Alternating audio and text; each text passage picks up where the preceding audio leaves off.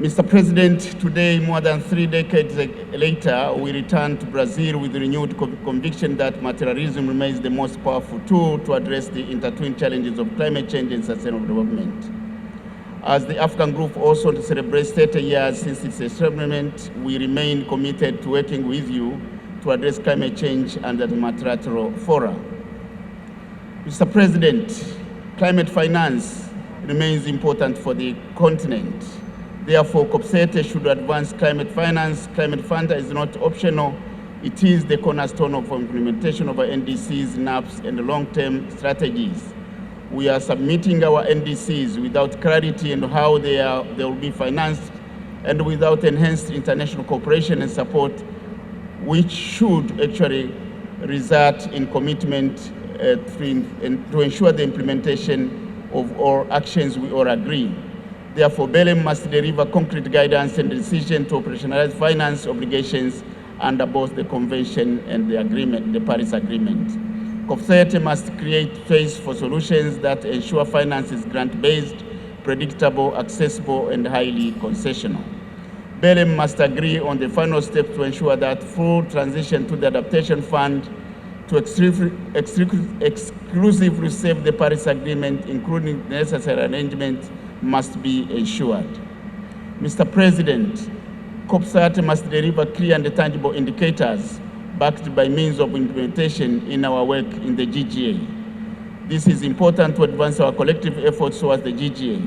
While we acknowledge the work of the experts, these indicators must align fully with the provisions of the Paris Agreement and the Convention. Mr. President, on loss and damage, we welcome the launch of the Barbados Implementation Plan by the Loss and Damage Fund. This is indeed significant. The BIM will not support projects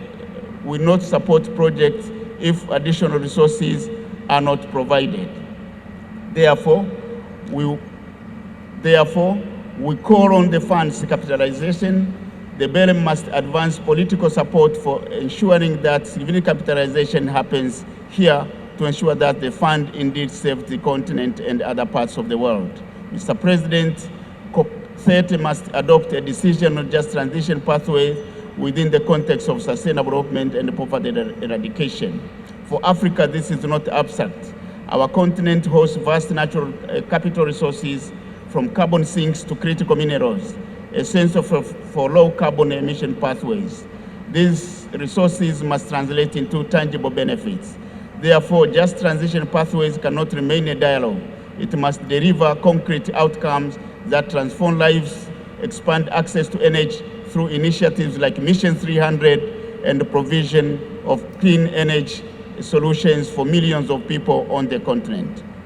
Mr. President, the African Group once again pledges support to you, Mr. President, and reaffirm our commitment to working with all parties to advance climate action and implementation. We have initiated consultations on the hosting of the African COP, and I'm pleased to inform you that the African Group has received and endorsed the request of the government of Ethiopia to host COP32. In conclusion, we remain committed to ensure that BELEM must deliver decisions that reflect urgent needs of the African continent and other parts of the world to ensure that the challenges we are facing are indeed supported, and we are supported in the context of materialism. I thank you.